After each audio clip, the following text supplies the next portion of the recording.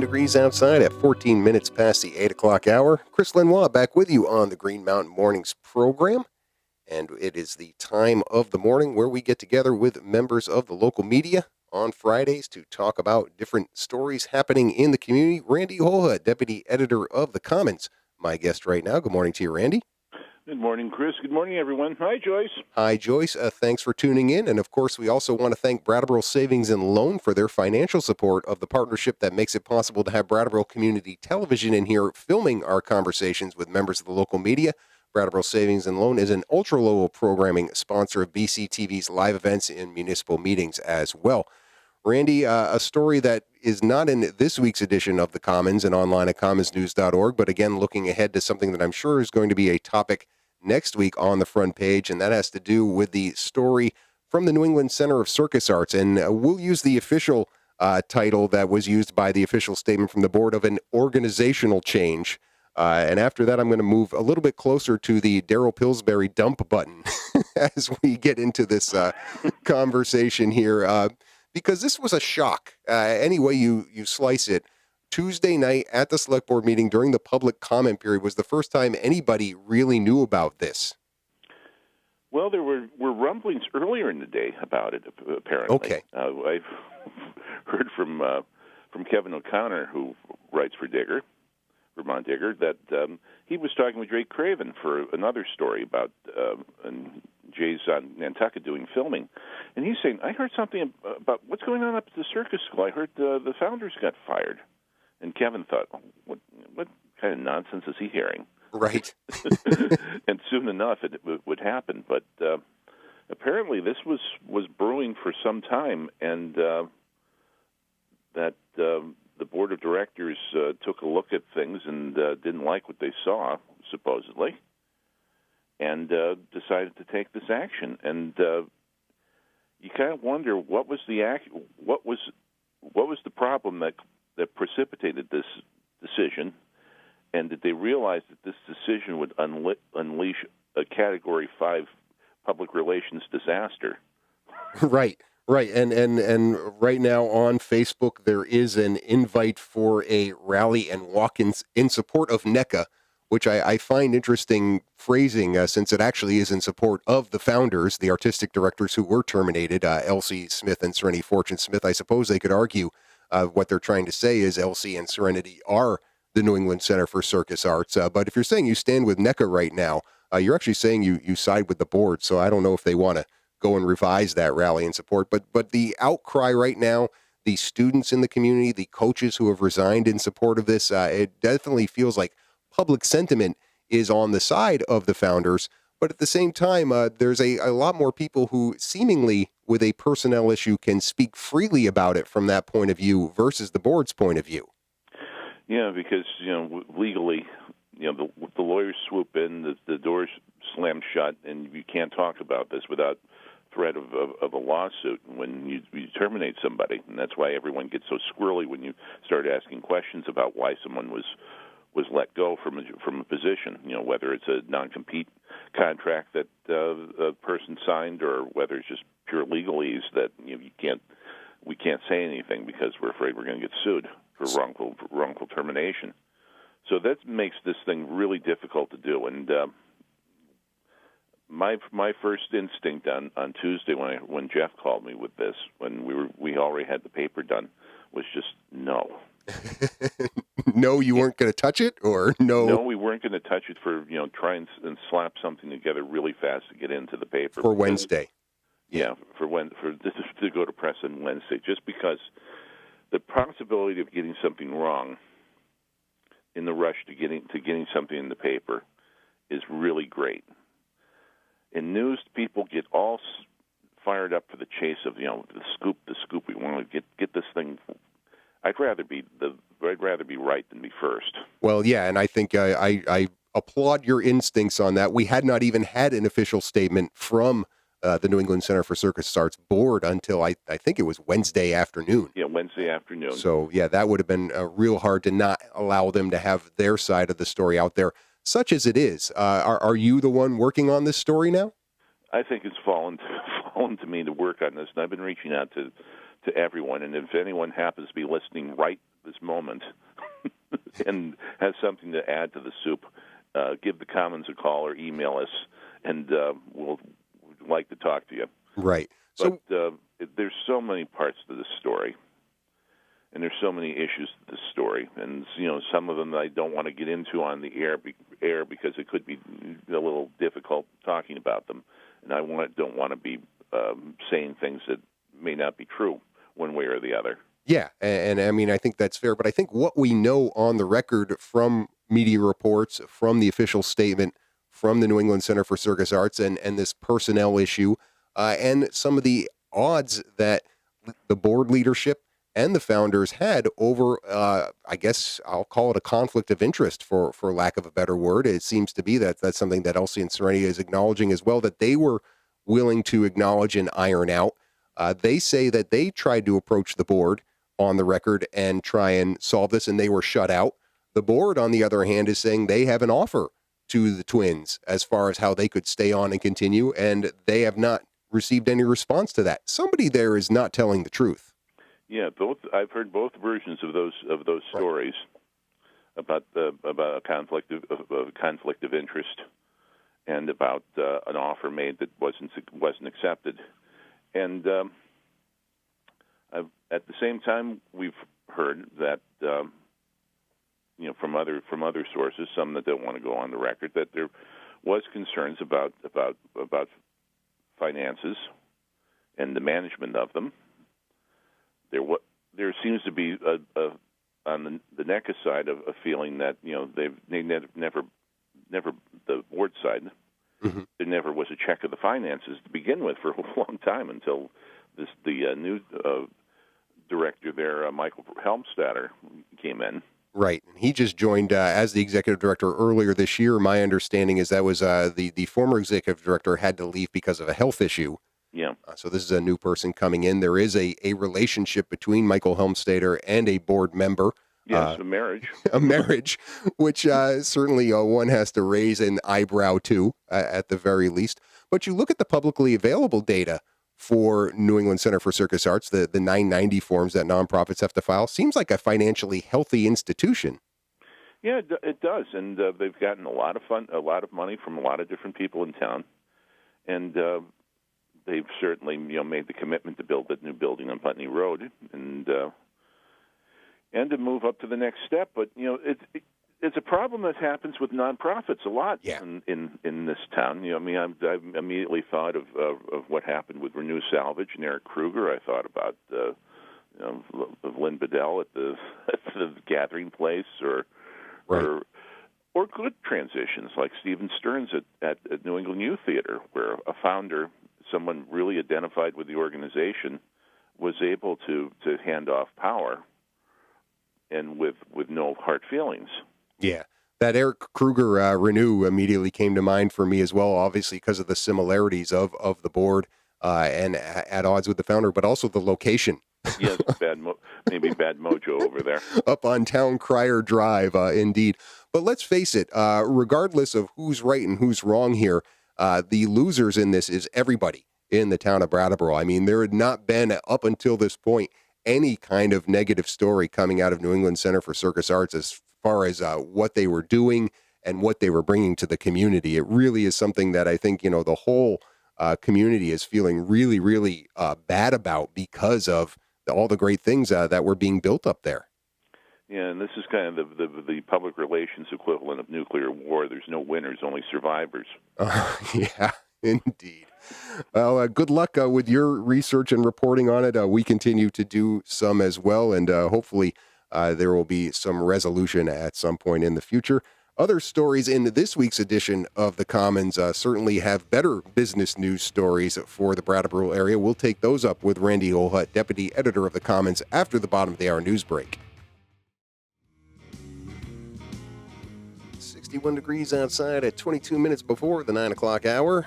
Green Mountain Mornings host Chris Lenois continuing my conversation with Randy Holhut, Deputy Editor of The Commons, your reader-supported, award-winning news and views source for Windham County, free on stands every Wednesday, online at commonsnews.org. Go there and become a member today and support all the great reporting that The Commons does each and every week. And always appreciate Randy joining us on these Fridays for conversations about stories that either will be in the Commons, like the New England Center for Circus Arts story that'll be up next week, or some of the good business news stories. There was a lot of good business news in the Brattleboro area, I felt, Randy, that you covered in this week's edition of the Commons, and a lot of them with the byline of Kathleen Hawes.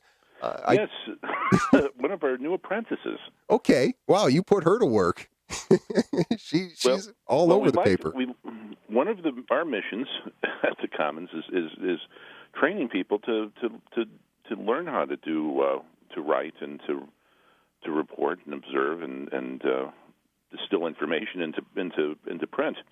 And we have two such people this summer, and that's a very unusual that we have two people like that.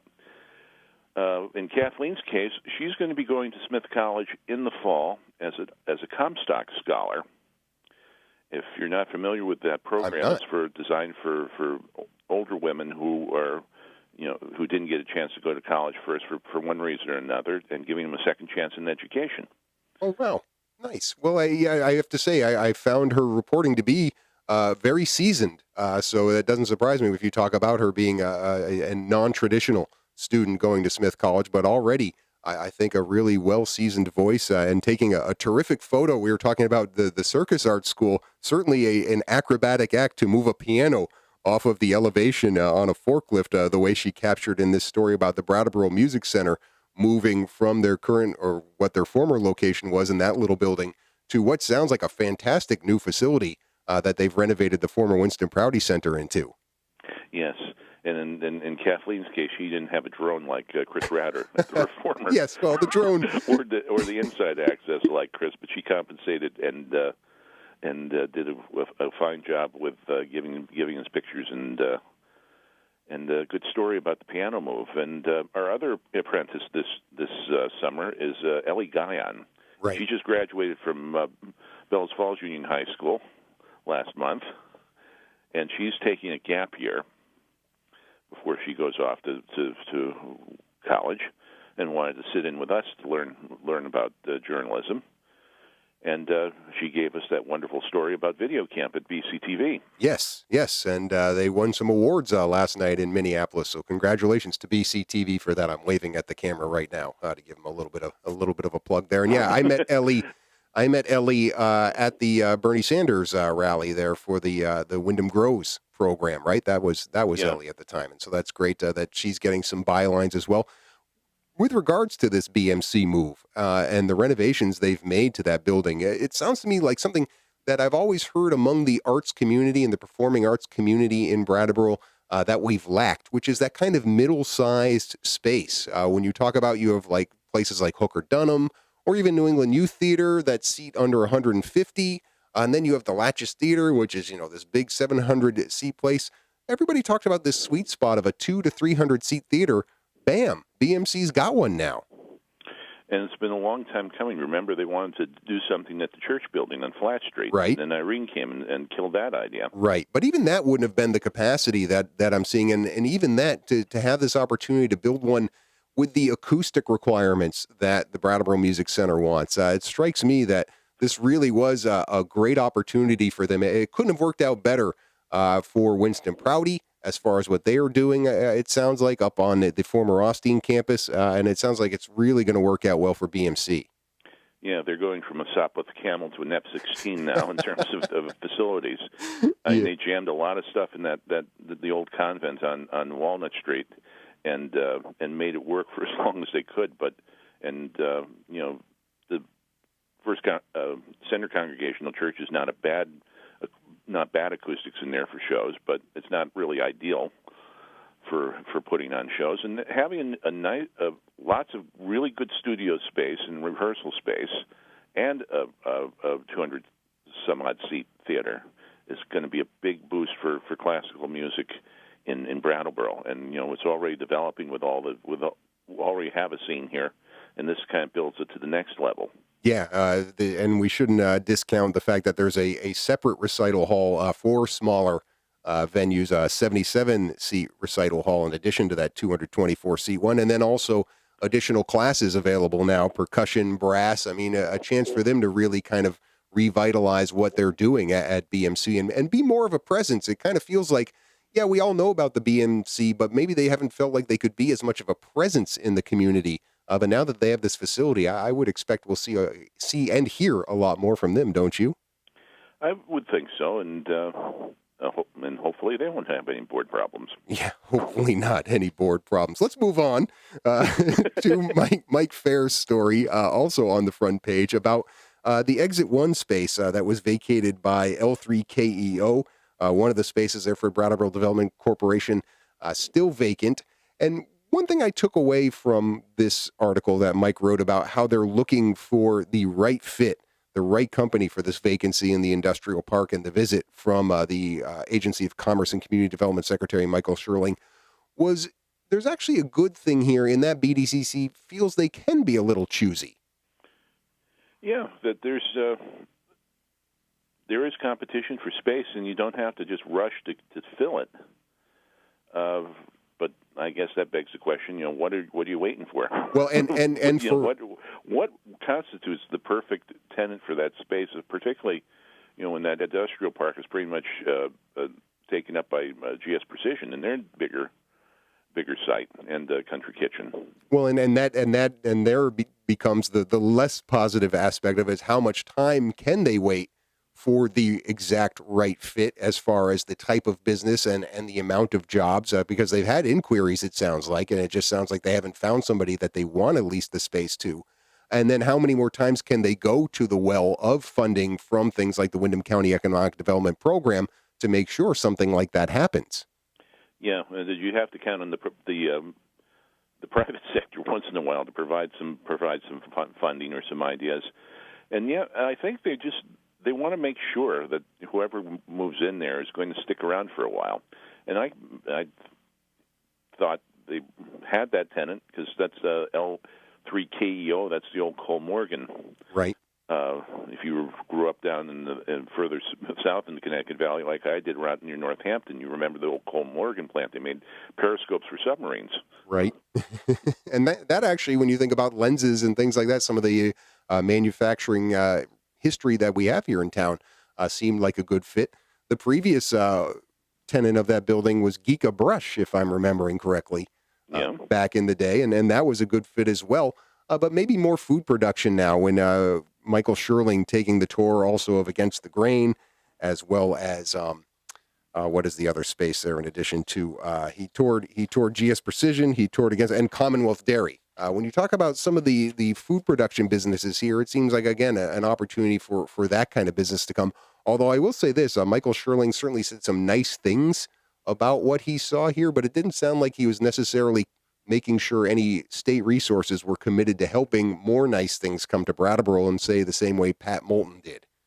Well, I think the difference is there's no idea of how much money will be available. Yeah. As, of course, of all the uncertainty in Washington, too. A lot of these programs that have state money behind it, state money, state programs that fund these things also are funded with federal dollars. But we also hear when we see ways that the current administration is trying to attract more businesses to Vermont, we hear much more about Canada and the Northeast Kingdom. I mean, it is something that you and I have talked about before on the program. It's almost, again, like without Shumlin in office and more representation from Windham County. Again, they're kind of like, oh, you mean that county that's part of Western Massachusetts? Yeah. Right. Or West Mass, as they tried to call it. West Mass, indeed. So I don't know. We'll have to see what exactly becomes of that. But good luck to the BDCC as far as filling that vacant space, and hopefully they can hold out for the right tenant. On the small business side of things, you mentioned Ellie's story about BCTV, but a cluster of stories by both Wendy Levy and Kathleen Hawes around three small food-based businesses. Tito's Taqueria, the Jasmine's Bakery, and then also Avenue Grocery. Those all seem like really positive stories for those sort of, meat and potatoes kind of businesses for Brattleboro. Yeah, it's good that Avenue Groceries has new owners, and that's going to stay in there because it's kind of the last of the neighborhood groceries in Brattleboro. I mean, there wasn't that many years ago that every neighborhood had a little grocery store like that. A little bodega. Yes, and Tito, his is a great story, and his tacos are delicious, and the cart's now doing the rounds. It was down at the River Garden on Wednesday, and it'll be on the other stops around town. Yeah, and Jasmine, we all loved her cupcakes when they were up at North End Butchers, and now she's got her own shop, and she's teaming up with Peter Havens to be kind of the dessert maker for them, and to have a little space for events and for a little event space downstairs in the old bookstore. Yeah, nice. The old half of the bookstore. Nice to have all these additional dining options out there on the Brattleboro scene, and certainly Gallery Walk weekend. A lot of people will be taking advantage of some of those dining options when they're out and about today and over the weekend. Closing our conversation with Randy Holhut, deputy editor of the Commons, as we always do, talking about the sports scene and the excitement that you felt going to a baseball game here in town on the 4th of July. Truly American. I hope you had a hot dog as well. I did. Of course. Did. But also the other excitement was yesterday too. After all the crush of that other story, I really needed baseball. And thankfully, the weather held off long enough for the Brattleboro 12-year-old Little League All-Stars to complete a sweep of Bennington. Nice. Yesterday, so 4-0 win for them. And it's a really interesting team. They look like 10-year-olds because they're so small. Right. And they hit a lot during the regular Little League season, but they're not hitting as much now that they're in the playoffs. But they can do the job. They're a pretty sound, fundamentally sound team, as you expect a Brattleboro Little League team to be. And they got some really great players. So Tristan Evans pitched no-hitter against Bennington on Tuesday night. Wow. And Sam Hall also was pitched a shutout yesterday, and he's one of their big hitters too. And they're it's a typically sound Brattleboro team, and now they'll be in the state tournament next weekend. And where is the state tournament this year? Essex. So yeah, in other words, up. Payback is coming. Right, and you get to that state competition. But Brattleboro has fared pretty well in the past in those state competitions, so certainly good luck to those young little leaguers on that. And the Post 5 tournament not too far away as well, where Brattleboro is looking to defend its title. Yeah, that would be the week next week also. Right. Up in White River Junction. And they're, if I'm not sure of the current standings or if they played anything yet, but they're in first place.